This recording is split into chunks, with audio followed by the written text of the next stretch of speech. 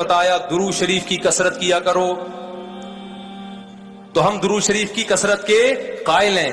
ہم نبی سے پوچھتے ہیں کہ آپ اللہ کے سفیر ہیں، یا رسول اللہ ہم آپ پہ درود کیسے پڑھیں؟ ہمارے نبی نے وہ بھی ہمیں بتا دیا.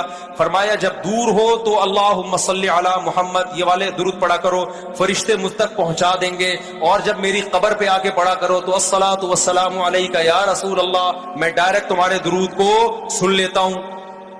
تو ہمارے پاس اس بارے میں بھی ہدایات کیا ہیں؟ واضح ہدایات ہیں. اور درود پڑھنے سے عقیدہ توحید مضبوط ہوتا ہے. کیوں؟ درود اصل میں دعا ہے اللہ سے. کس کے لیے؟ پیغمبر کے لیے. اس میں اور عقیدہ بنتا ہے کہ بھائی پیغمبر بھی اللہ کی رحمت کے محتاج ہیں، تبھی تو ہمیں کہا جا رہا ہے پیغمبر کے لیے دعائیں مانگو. ہاں ہماری دعا کے محتاج نہیں ہے، اللہ نے تو ویسے بھی پیغمبر پہ رحم کرنا ہے، لیکن ہم انگلی کٹا کے اپنا نام شہیدوں میں لکھوا لیتے ہیں. تو ہمیں اللہ نے اپنے حبیب سے محبت کے اظہار کا یہ موقع دے دیا. ہم جب پیغمبر سے پوچھتے ہیں یا رسول اللہ، ہر عبادت کے لیے کوئی خاص وقت ہوتا ہے جس میں اس عبادت کی فضیلت بڑھ جاتی ہے. روزہ عام دنوں میں رکھو 3 روزوں کا ثواب، 10 روزوں کا ثواب. رمضان میں رکھو گے تو ثواب بڑھ جائے گا. تو یا رسول اللہ ہم آپ پہ جب درود پڑھے تو کوئی ایسا دن ہے، کوئی ایسا ٹائم ہے جس میں درود پڑھنے سے ہمیں ثواب زیادہ ملے گا؟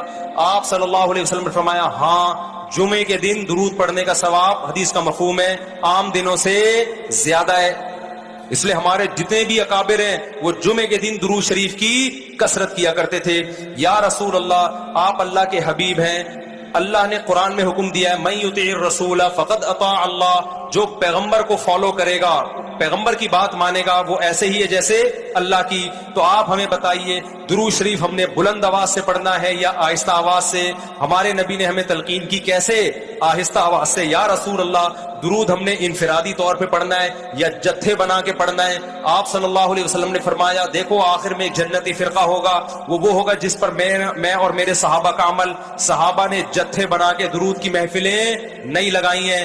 جس صحابی کو جہاں موقع ملا انہوں نے کثرت سے پیغمبر پر درود پڑھا. ہم نے اپنے اکابر کو دیکھا ہے، اپنے علماء کو دیکھا ہے، آج بھی بزرگان دین کو دیکھا ہے، کوئی مسجد کے اس کونے میں بیٹھ کے تسبیح ہاتھ میں لے کے درود شریف پڑھ رہا ہوگا، کوئی مسجد کے اس کونے میں بیٹھ کے. میرے شیخ اور اپنے علماء مشائخ کو میں نے دیکھا ہے جب مسجد نبی میں جاتے ہیں 2 گھنٹے 1 گھنٹے 2.5 3 گھنٹے عصر سے مغرب تک کا پورا ٹائم پیغمبر صلی اللہ علیہ وسلم کے روضہ رسول کے نبی کے روضے کے قریب سارا ٹائم درود شریف میں گزار دیتے ہیں.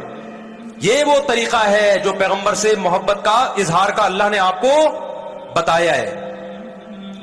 اے اللہ ہم اور کس طرح سے آپ سے محبت کا اظہار کر سکتے ہیں؟ اللہ نے فرمایا کہ جو پیغمبر سے محبت کرنا چاہتا ہے اسے پیغمبر کے اخلاق اور عادات اپنی زندگی میں لانے پڑیں گے. ہمارے پیغمبر صلی اللہ علیہ وسلم جب رات کو تہجد کے لیے اٹھتے تھے تو اس کا خیال کیا کرتے تھے کسی کی آنکھ نہ کھلے.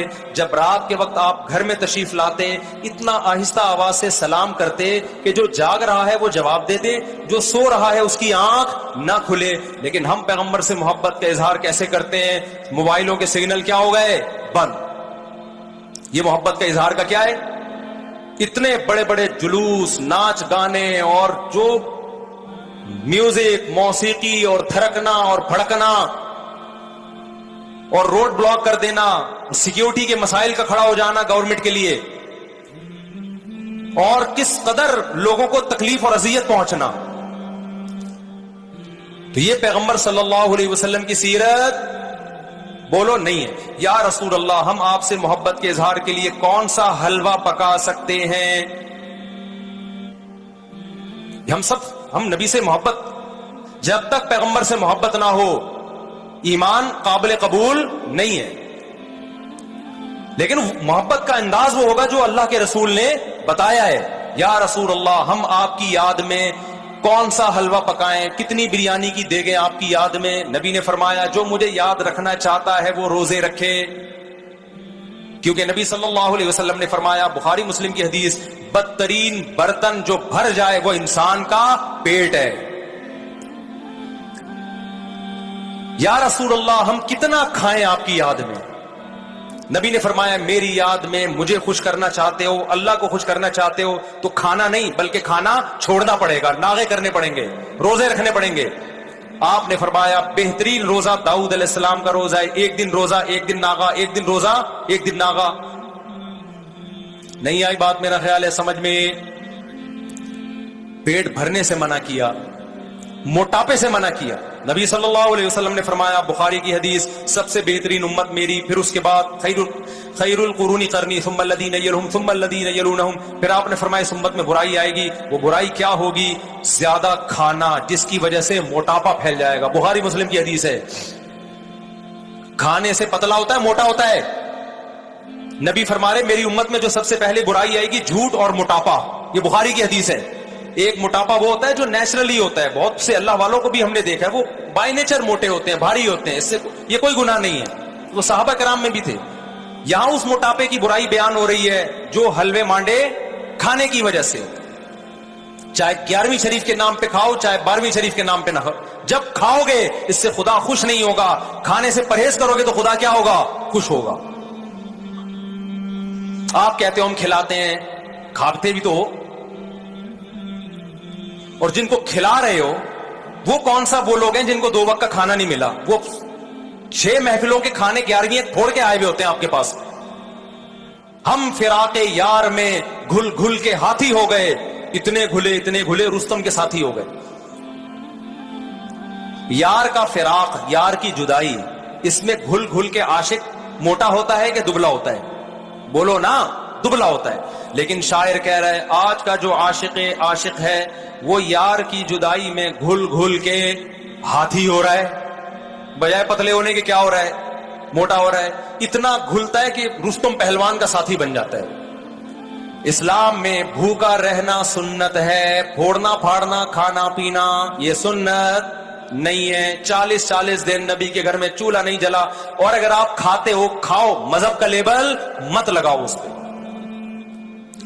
کھانے پر پابندی نہیں ہے, مذہب کا لیبل تو مت لگاؤ نا کہ یہ بہت ثواب کا. میں بھی جاتا ہوں, نہاری کھاتا ہوں الحمدللہ, پھوڑتا ہوں, لیکن یہ نہیں کہتا سنت پہ عمل کر رہا ہوں میں, یہ نہیں کہتا میں. بھائی دل چاہ رہا تھا کھا لیا ہم نے, متزل لا لیا, جو سامنے آیا کھا لیا. سنت کا لیبل نہیں. سنت جب ہے جب روزہ رکھوں گا, جیسے نہیں کھاؤں گا یار آج فاقہ کرو, پھر بتاؤں گا ولاگ بناؤں گا, دیکھو آج میں فاقے سے ہوں, سنت ہے یہ. پھوڑنے پھاڑنے کے بھی ولاگ ہم بناتے ہیں بس نہاری کے فضائل سنانے کے لیے, اتنی مزے کی سنت سمجھ کے نہیں پھوڑتے. آپ آج ہماری سوسائٹی کھانے کو مذہب سمجھنا شروع کر دیا ہے. مذہب نہیں ہے کھانا, فاقے مذہب ہے. بھوکا رہنا